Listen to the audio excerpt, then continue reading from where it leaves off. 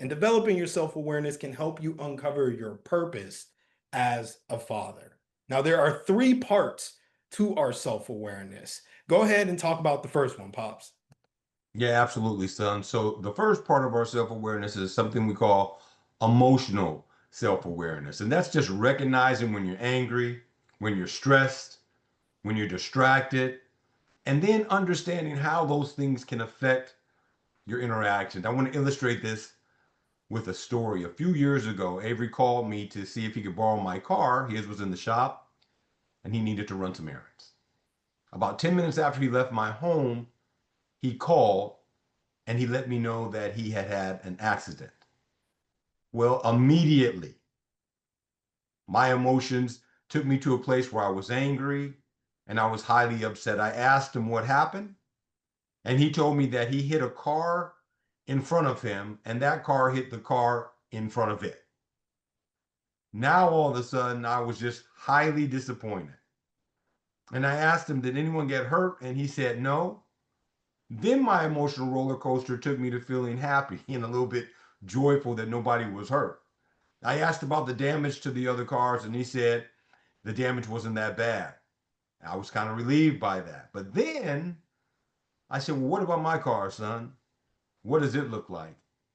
And he texts me this picture. Y'all have to understand, I was only 2 car payments away from having this car paid off. Now that happiness and that joyfulness and that feeling of relief went right back to being angry and disappointed and upset. But then I caught myself because in listening to Avery's voice, I realized he didn't want to be making that phone call to me. The last thing in the world that any son wants to do is call his father and say, hey, I totaled your car. But that's why they call them accidents.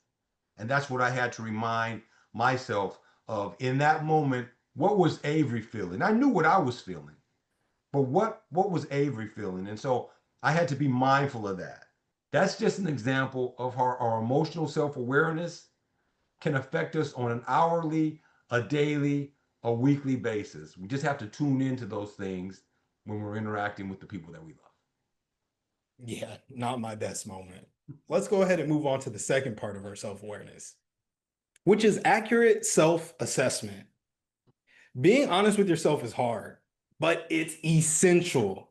And it means recognizing that as humans, we all have blind spots. Yes, all of us.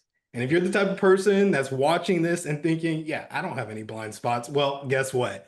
That is your blind spot.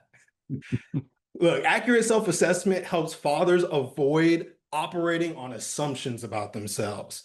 For example, you might think your kids love or truly appreciate something that you're doing, but in reality, they might not.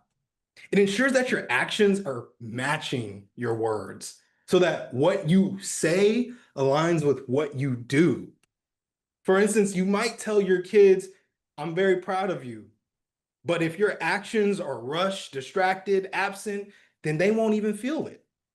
Or you may be thinking that you're giving your son enough guidance in life, but he's actually craving more conversations and more attention from you. So being honest about what's really happening can open the door to real connection, which leads me to the third part, and that's personal power. As a father, your personal power isn't about being loud or flashy. It's a quiet confidence that lets you lead your family with purpose. It's not about always having the answers, but it is about showing up as your authentic self.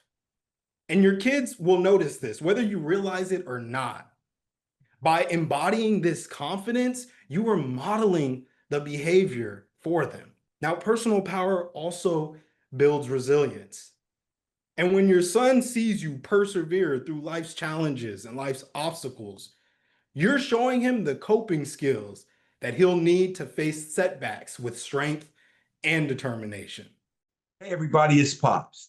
If you want all the latest content that we drop, be sure to subscribe. Be sure to subscribe. Be sure to subscribe. And follow us on LinkedIn at Avery and Brian Baker.